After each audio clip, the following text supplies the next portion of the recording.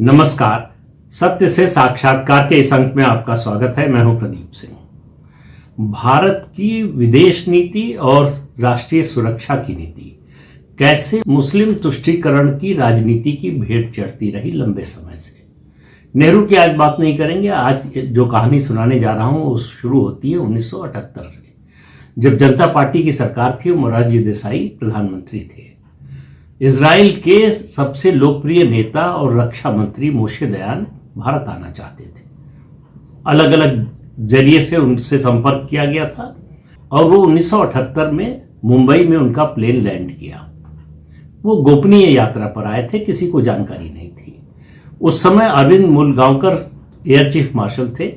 उनको सरकार ने कहा, प्रधानमंत्री कार्यालय से कहा गया कि इस बहुत ही गोपनीय तरीके से उनको एयरफोर्स के एयरक्राफ्ट से दिल्ली भेजा जाए, उनकी सुरक्षा का पूरा इंतजाम किया जाए, यह खबर कहीं लीक नहीं होनी चाहिए। वो दिल्ली आए। दिल्ली में उनको सफदरजंग एन्क्लेव के एक निजी घर में रुकाया गया, वहां ठहराया गया। उसके बाद प्रधानमंत्री से मिलने आए। प्रधानमंत्री के साथ उस समय अटल बिहारी वाजपेयी जो विदेश मंत्री थे वो भी बैठे थे। इस पूरी यात्रा की विदेश मंत्रालय को भी जानकारी नहीं थी। उनकी सुरक्षा की जिम्मेदारी जॉन लोबो को दी गई, जो प्रधानमंत्री की सुरक्षा के प्रमुख थे, और कहा गया था कि ये बात जो है बाहर नहीं जानी चाहिए। तीनों नेताओं में बात हुई, लंबी बात हुई। मोशे दयान चाहते थे कि भारत और इजराइल में कूटनीतिक संबंध स्थापित हो जाए।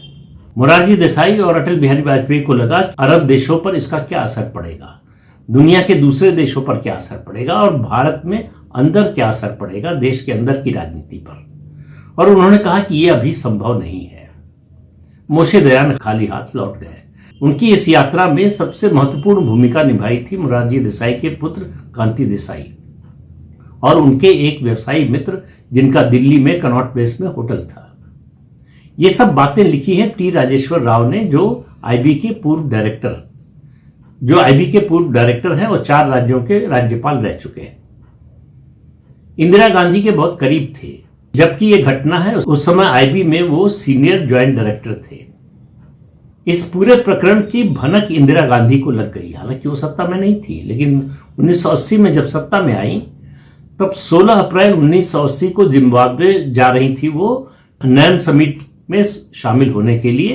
टी राजेश्वर राव को अलग बुलाया एयरपोर्ट पर और कहा, मैं लौट कर आऊं, तब तक मेरे लिए एक नोट तैयार रखना मोशे दयान की पूरी यात्रा के बारे में। टी राजेश्वर राव ने जब पता करने की कोशिश की तो मालूम हुआ कि आईबी में ऐसी कोई फाइल ही नहीं है, कोई रिकॉर्ड नहीं है। यहां तक कि उनकी सुरक्षा के बारे में भी कोई रिकॉर्ड सरकारी फाइलों में नहीं है। फिर उन्होंने बात की अरविंद मूलगांवकर से, जो रिटायर हो चुके थे एयर चीफ मार्शल के पद से। उसके अलावा जॉन लोबो से, वो भी रिटायर हो चुके थे, बॉम्बे में सेटल हो चुके थे। इन दोनों से बातचीत के आधार पर और कुछ जानकारी और इकट्ठा करने के बाद उन्होंने एक नोट बनाया और इंदिरा गांधी को दिया। इंदिरा गांधी ने क्या किया, इस जानकारी का इस्तेमाल उन्होंने 1980 में जब विधानसभा के चुनाव हुए उसमें इस्तेमाल किया। कहा कि देखिए, ये जनता पार्टी की सरकार कितनी मुस्लिम विरोधी थी, ये इजराइल से संबंध बनाना चाहते थे। और इंदिरा गांधी को पता था कि भारत उस समय कश्मीर मुद्दे के कारण अरब देशों का समर्थन कर रहा था, जबकि स्थिति यह थी कि सऊदी अरब ने भारत पाकिस्तान युद्ध के समय अपना एक पूरा स्क्वाड्रन जो है पाकिस्तान की मदद के लिए भेजा था।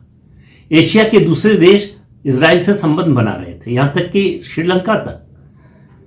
टी राजेश्वर राव लिखते हैं कि वो श्रीलंका गए तो एक पुलिस अधिकारी ने बताया कि वो इजराइल से ट्रेनिंग लेकर आया। एलटीटीई के खिलाफ श्रीलंका सरकार की मदद जो है ट्रेनिंग में और दूसरे कामों में इजराइल की मोसाद जो इंटेलिजेंस एजेंसी है उसने की, लेकिन भारत इजराइल की मदद लेने को तैयार नहीं था। उन्होंने कहा, 1988 में खबरें छपी ऐसी कि इजराइल चाहता था कि पाकिस्तान का जो परमाणु संयंत्र था कौटा में, उस पर हमला किया जाए। भारत इसके लिए तैयार नहीं हुआ। उन्होंने कहा यह बात 2 साल पुरानी थी, लेकिन उन्हें खबर यह 1986 में लगी थी। पेरिस में और कुछ दूसरे देशों में इस संबंध में भारत और इजराइल की बातचीत हुई, लेकिन भारत इजराइल से सहयोग लेने को तैयार नहीं था। क्यों? क्योंकि भारत में उस समय 12% मुस्लिम पॉपुलेशन थी। ये तर्क था भारत सरकार का। इससे मुस्लिम देशों से संबंध खराब हो जाएंगे। पॉलिसी प्लानिंग कमेटी के चेयरमैन थे जी पार्थसारथी।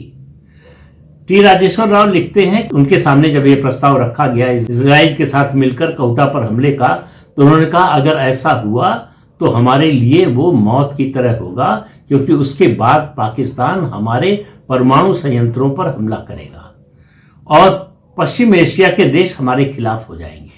लेकिन इंदिरा गांधी ने इन सारी जानकारियों का, उससे पहले जो मोशे दयान की यात्रा थी और इजराइल से राजनयिक संबंध स्थापित करने की बात, इसका लाभ उठाया अपने चुनावी प्रचार में और प्रचारित किया गया कि मुसलमानों देखो हम तुम्हारे हितैषी हैं।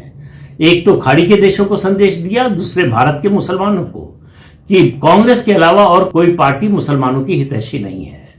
और कांग्रेस की इस नीति के कारण लंबे समय तक इजराइल से हमारे संबंध स्थापित नहीं हो पाए। लेकिन विडंबना देखिए कि कूटनीतिक संबंध स्थापित हुए तब उस समय भी एक कांग्रेस सरकार थी, प्रधानमंत्री थे पीवी नरसिम्हा राव। 1993 में भारत और इजराइल के कूटनीतिक संबंध बने। नरसिम्हा राव इस बात से प्रभावित नहीं हुए कि इसका असर कश्मीर की समस्या पर पड़ेगा, खाड़ी के देशों से हमारे संबंध पर पड़ेगा। उन्होंने अपनी राष्ट्रीय सुरक्षा को प्राथमिकता दी, इजराइल से कूटनीतिक संबंध स्थापित किए। तब से लेकर अब तक इजराइल और भारत के संबंध बहुत प्रगाढ़ हो चुके हैं। हर संकट के समय इजराइल ने भारत का साथ दिया है, चाहे हथियार हो, चाहे तकनीकी हो या इंटेलिजेंस इनपुट हो, हर तरह से। यहां तक कि अभी ऑपरेशन सिंदूर के समय भी और भारत पाकिस्तान के बीच जो युद्ध हुए उस दौरान भी, खासतौर से कारगिल वार के समय। तो कांग्रेस की ये जो मुस्लिम तुष्टीकरण की नीति है, जिसके चलते वो राष्ट्रीय सुरक्षा पर मुस्लिम तुष्टीकरण की राजनीति को वरीयता देती रही है, वो आज भी जारी है। आज जो सोनिया गांधी, राहुल गांधी कर रहे हैं, उसी नीति पर चल रहे हैं। ये वंदे मातरम का विरोध, पूरे वंदे मातरम के गायन का विरोध, ये उसी राजनीति का हिस्सा है। तो इस अंक में इतना ही। अगले अंक में फिर मिलेंगे किसी नए मुद्दे के साथ। तब तक के लिए अनुमति दीजिए। नमस्कार।